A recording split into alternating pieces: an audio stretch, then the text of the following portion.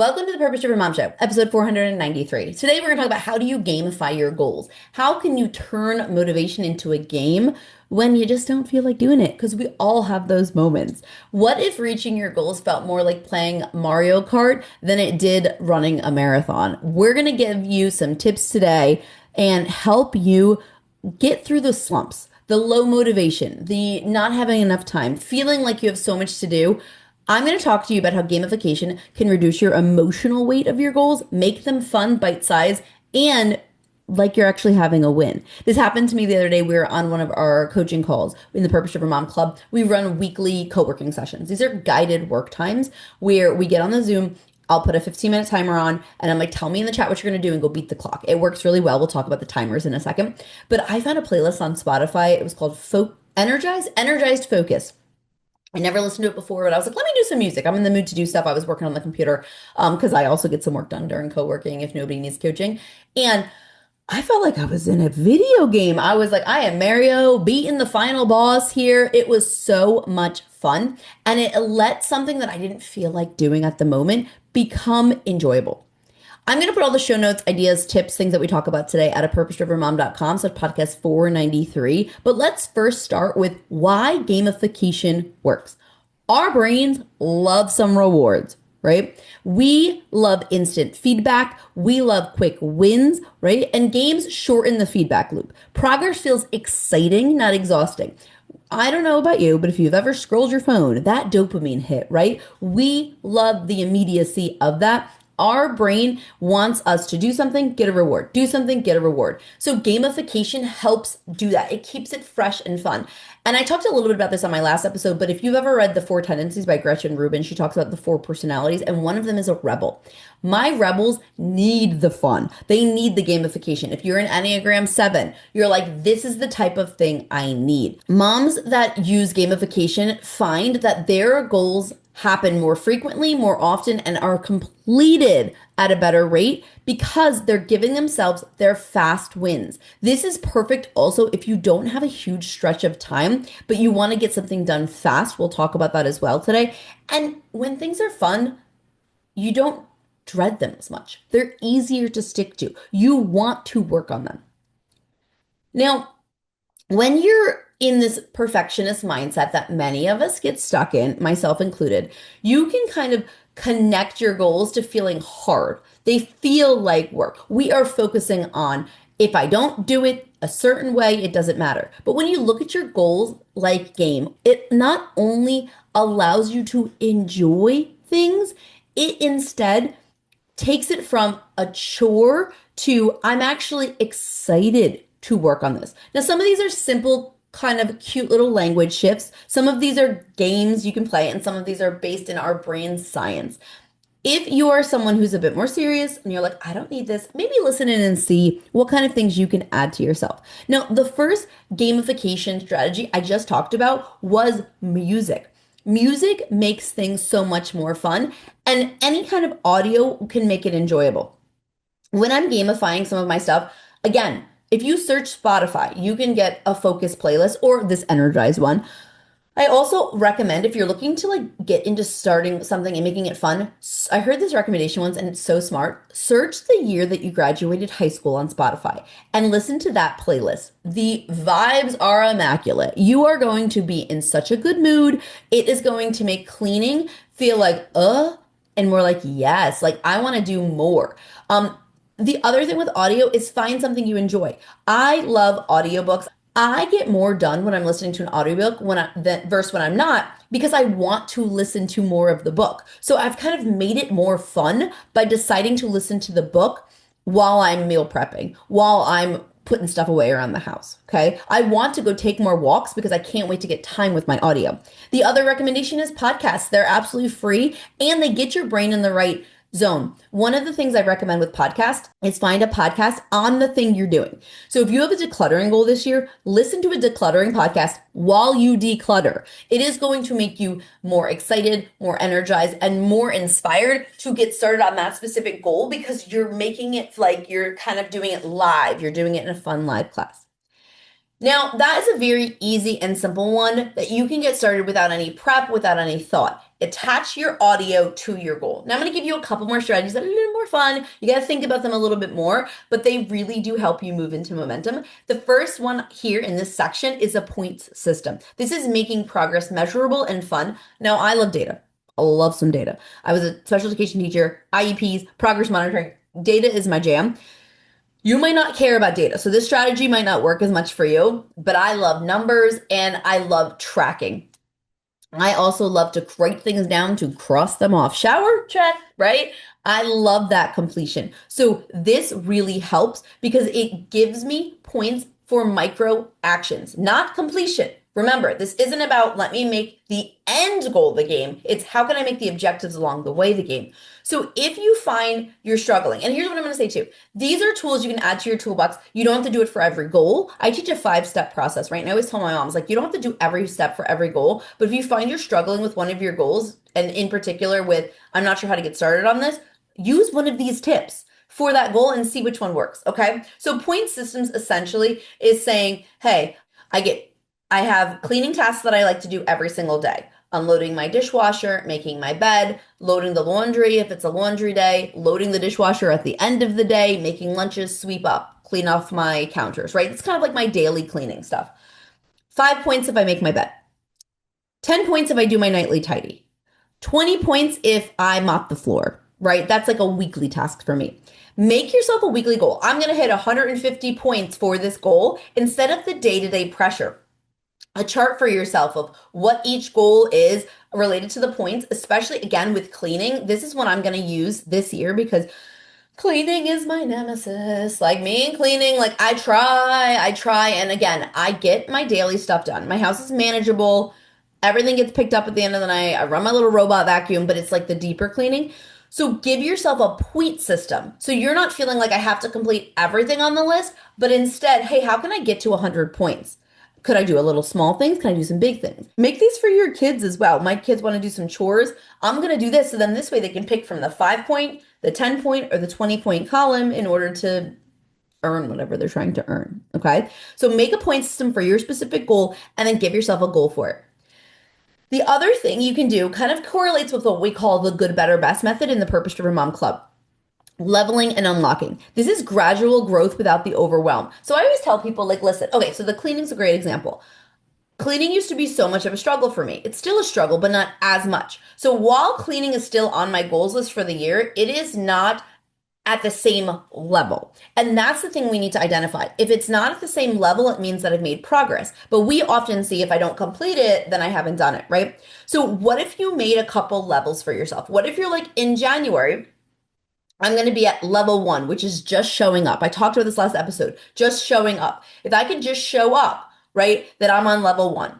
I will unlock level 2. See how we're gamifying here? When I have completed a certain amount of micro action. So let's tie this into the point system. When I get 100 points on my chart of tasks I want to accomplish, right? Maybe think about your decluttering. You can go through, take your house, break it down, and then give every section points. So for me, cleaning a bathroom drawer would be like a 5-pointer, whereas going through like photos, that's like a 50-pointer, right? Like that kind of stuff takes longer, some of my craft stuff. When I hit 100 points, I've unlocked level 2, and then you give yourself a reward. We love a good reward. Go buy a new candle, 10 minutes to go read my book. Can go on a date with myself, get myself some coffee when I get to level 2, and then make what level 3 looks like. Gamify it for yourself. And then if you do this, when you look back month over month, you're going to be like, wait, I started my cleaning routines at like a level 1 cleaner, which is what I would give myself. And I want to reward myself. I want to applaud myself. Like, good job, Cara. Like, for real. I'm really proud of you. Like, you really beat yourself up over not having your house look perfect, but 1, perfection is a myth, and 2, look how much better you've gotten at the daily day-to-day maintenance. All right, pat, pat, pat. There we go. Pat myself on the back. Anyway, thanks for coming to my pause. That's what it sounds like in my brain. And that's how I use the strategies that I literally teach to coach myself through, to push through the hard stuff. It just sometimes it does happens to me all the time when I'm on coaching calls with somebody else. It just like pops in my head and I'm like, wait, let's walk through this. So anyway, I thought that would be fun. We walked through it. But the second tip here, the third one, we've done music, we've done points, levels, and unlocking. This will grow your confidence and remind you that you're doing a good job. habit quests and mini missions. I saw this t-shirt today and it said something like, I'm not procrastinating, I'm on a side quest. And I was like, yup, I feel that. So for my fantasy lovers, come on in, lean in. I want you to start turning some of your goals into mini quests. How fun is this? I have a hydration quest to drink 8 cups in a row. And listen, I'm kind of a nerd. So like if you're like, what is she talking about right now? Like what in the Lord of the Rings are we doing today? It's fun. It's fun. And if you don't find it fun, then this is not a tip for you. But I love this kind of stuff. So my quest today is to drink my water. My quest today is to remove 10 items from my home. My quest today is to be an inbox warrior. And I'm going to clear out 5 of my emails. This is so fun for those of us who like structure. Like I need a number. I like that, right? Like I like, hey, I'm removing 10 things. Like I saw this thing on social today and it said something along the lines of like, yeah, I can't get my shelf decluttered, but can I throw away one thing? Like, yes, right? Like my quest is to remove that many items for the day of the month. I saw this one too that I might try. Like January 15th, remove 15 items from your home. January 31st, 31 items. I love this concept, right? Because it makes it fun. It makes it a challenge. It makes it a quest. So think about one of your goals and think how you can make this a quest. Again, I see this working well with my kids as well. Another fun way to gamify is badges, streaks. All right, I did something 3 days in a row. I'm the weekly warrior. I got these things done. Consistency queen. Now listen, that type of motivation, badges and streaks, it isn't something that motivates me, this system, but I thought maybe this could work for those of you who love the graphic design, who want to go on Canva, who want to put it on your Trello board. I did that thing. The other piece of gamification I will talk about visual motivation is tracking. I mentioned this last episode as well, but cross the things out. Give yourself the gold star. Make a little jar, and every time you show up for your goal, put a little pom-pom in. Streaks create momentum, but also just that reminder, don't quit if you break your streak, okay? Streaks can restart, okay? Shame does not restart you. Streaks will restart. Beating yourself up for missing a day and not being the consistency queen is a-okay, but it's fun for that week. And you can print them out and put them up and remind yourself, hey, this is really fun and I'm proud of myself. Now I want to deep dive a little bit into my favorite gamification tool, the timer. Beat the clock. Timers are the ultimate gamification tool because they create urgency, fun, and micro momentums, which I talked about in the last episode. Timers trick your brain into focusing. There's actually multiple reasons co-working calls work really well, but part of it is I have 15 minutes. I want to get this done before this 15-minute chunk, right? They also remove that like, oh, God, this is going to take forever feeling and be like, I just have to do this for 15 minutes. And they make things feel like challenges and not chores. So I'm going to give you a couple fun ways that you can use a timer. That's a little bit more than just like, I put a timer on my phone. Like I do that as well, where I gamify things by like, can I beat the timer? Or it's 5 o'clock, go check your tracker. Like I do those as well. But what if we did a few other things? So the basic simples is the beat the clock itself, okay? Beat the clock works so good with things like cleaning and pickups. Put on a 5, 10, 15-minute timer. This one, again, I do with my kids. The goal is to finish. See how much you can get finished in before it goes off, okay? Can I unload my dishes in 5 minutes? Can I reset my living room? Can I wipe down my counters? Do it simple and it makes it more fun. Bonus level with this one is if you can tie your timer to music. I do this with my kids a lot. Instead of like when the timer goes off, it's okay, we're gonna put on this K-pop Demon Hunter song, and when the song is done, our goal is to see how many Legos we can pick off the floor, right? Do it and connect it with music. Makes it even more fun. You can also do something called timer stacking, right? Where you're doing 2 or 3 short blocks, like 3, 5, 7 minutes each. And then after each block, you tally off how many rounds you've completed. So I do a workout. I use Beachbody On Demand. And one of the workouts I did is called MBF. And they have this thing called AMREP, which is as many reps as you can do. Whatever. It gives you like 5 moves. And the goal is within 4 minutes, you do as many rounds. That's whatever. It's as many rounds as you can do. This works so well because not only am I trying to beat the clock, but I'm trying to do a little bit more than I did last time. So if I noticed in my last workout, I got 4 rounds done, then my next workout, I'm trying to get to 5, and it helps challenge me. Now you can also do a rolling timer challenge. This one's really fun. Choose a task, any task, pick your task. Then you can spin a wheel of how much time you're going to give to it, and the randomness of it makes it more fun. So you could put it in, I use a site, it's like onlinerandompicker.com or something like that, but you can Google it and you could put 2, 3, 4, 5, up to like 20 minutes and be like, oh, I need to go work on my decluttering. I really don't feel like it. Let's see how much time I'm going to give myself. Let the random picker do its thing. Oh, 7 minutes. Okay, go. Right? Now, this is another good one for side note for gamifying things using the random picker is say you have your to-do list or you have tasks and you're like, oh, I don't feel like doing any of these. Take your tasks from your Trello board, your list, whatever, put them in the random picker, copy them in, and then let the random picker decide what to do next. And then the game is to just do what it tells you to do. It's so much easier than making the decision sometimes. All right, another tiny timer one is called the tiny time boss task. You're going to use the timer to force a stop and not a start. A lot of times we avoid, right? We avoid starting because we're like, oh, I'm going to get stuck. This is going to take forever. I'm going to have to do this forever. So when you tell yourself, I'm only having to do this until the time ends, it lets your brain be like, this is safe. I can do this. I can get started. So pick a time and say, all right, I only have to do this for 10 minutes and then I can be done for the day.